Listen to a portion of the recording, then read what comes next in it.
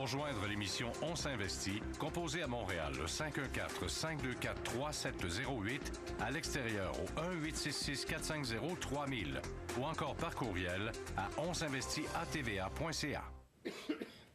Alors, on poursuit notre discussion avec Michel Marcoux. Michel, tout à l'heure, on parlait des rendements moyens là, sur les 15 dernières années, en tout cas de différents types de fonds ou différents types de placements que l'on peut effectuer. Puis tu voulais nous ramener quelque chose. En fait, ce qui est intéressant ici, c'est que la catégorie qui a été plus rentable dans les 15 dernières années, donc sur un peu plus qu'un cycle économique, là, on dit toujours qu'un cycle économique va durer entre 8 et 12 ans, c'est les fonds d'action de revenus canadiens qui sont comme les fonds de dividendes finalement. Le rendement médian était de 10,9 %, alors que, donc, ça a pris 6,7 années pour doubler son capital, alors que notre indice de la Bourse de Toronto, le rendement médian était de 9,1 % et ça prend 7,9 années pour doubler son capital.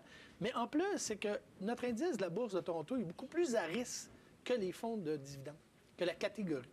Donc, et il y en a dans cette catégorie-là qui sont évidemment moins à risque que d'autres. Donc, c'est peut-être quelque chose d'intéressant pour certains investisseurs. On en a souvent parlé, mais je pense que s'il y en a vraiment qui veulent profiter de la bourse, surtout des gens qui, des fois, qui ont des sous hors REER, parce qu'on sait qu'on paye beaucoup d'impôts, toujours trop, bien évidemment, quand vous recevez des dividendes, vous êtes moins imposé aussi que quand vous avez, par exemple, des revenus d'intérêt. C'est du simple au double.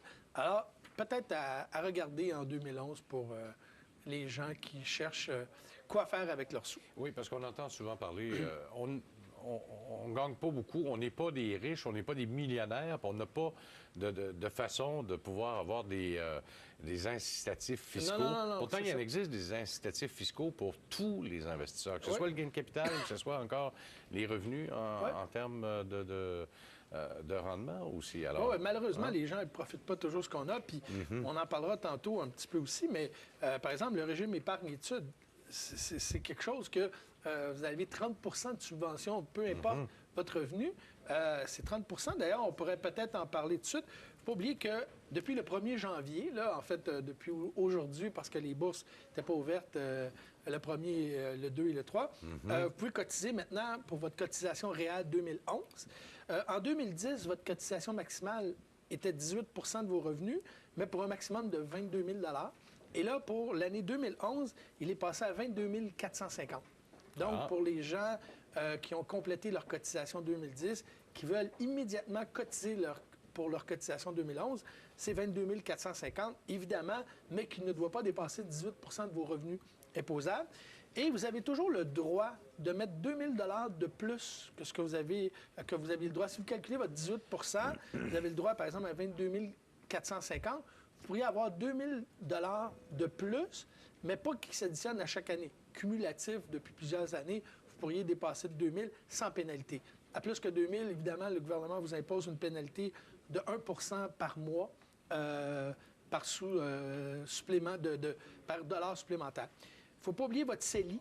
On parlait d'abri fiscal. Bien, votre CELI, probablement, c'est pas une subvention comme le régime épargne-études. Vous n'avez pas de crédit d'impôt, mais tous vos profits sont à l'abri de l'impôt, que ce soit des revenus d'intérêt, des revenus de dividendes, du gain de capital. Alors, votre CELI, vous avez le droit en 2009 d'investir 5 000 $.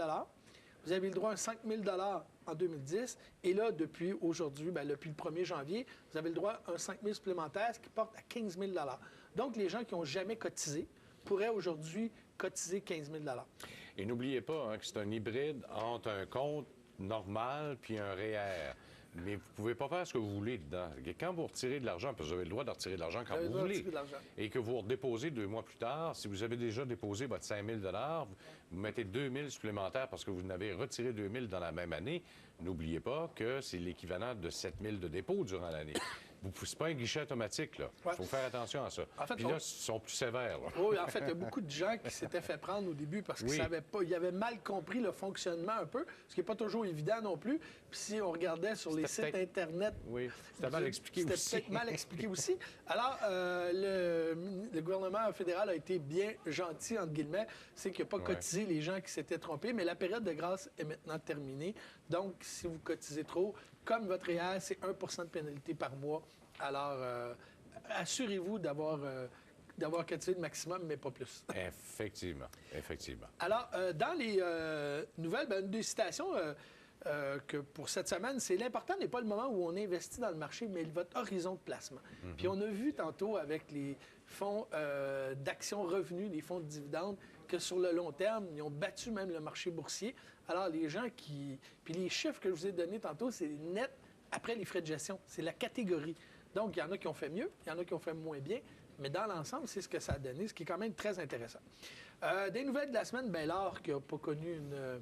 Ce matin, c'est à la baisse. Non, mais ça perd, mais disons que les 2 dernières semaines, ils ont été bonnes. Ils ont été très bonnes. Alors, c'est peut-être pas le temps de vous acheter des barres d'or, mais ceux qui en ont ou ceux qui ont des fonds, ça a été une très bonne année. Les fonds Sprott ont connu une année assez incroyable.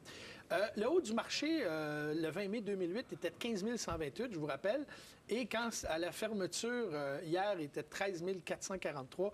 Donc, on est encore 11,1 en bas du haut du marché, finalement, qui était en mai 2008. Alors, les gens qui ont l'impression qu'ils n'ont pas rattrapé encore toutes vos pertes, bien, c'est normal.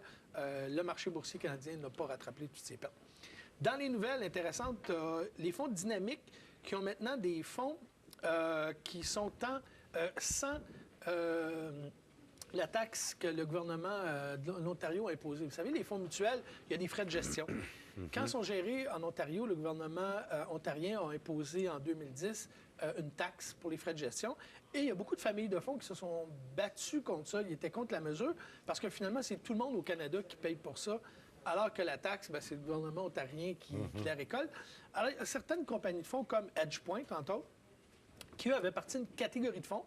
C'est le même fonds, mais il est seulement disponible pour les gens du Québec et qui le frais de gestion, finalement, parce que la taxe, il n'y en a pas, est un petit peu moins cher. Dynamique a sorti le 20 décembre là, cette catégorie de fonds-là disponible. Qu'est-ce qu'ils font dans ce temps-là? Ils vendent à partir du Québec, puis les Ontariens payent pas non, en fait, c'est le même fonds, mais qui s'adresse qu'aux investisseurs québécois. Donc, l'investisseur ontarien ne peut pas acheter. C'est le même fonds, c'est-à-dire que, par exemple, ça va être le Dynamique 097, l'autre va s'appeler le Dynamique 098.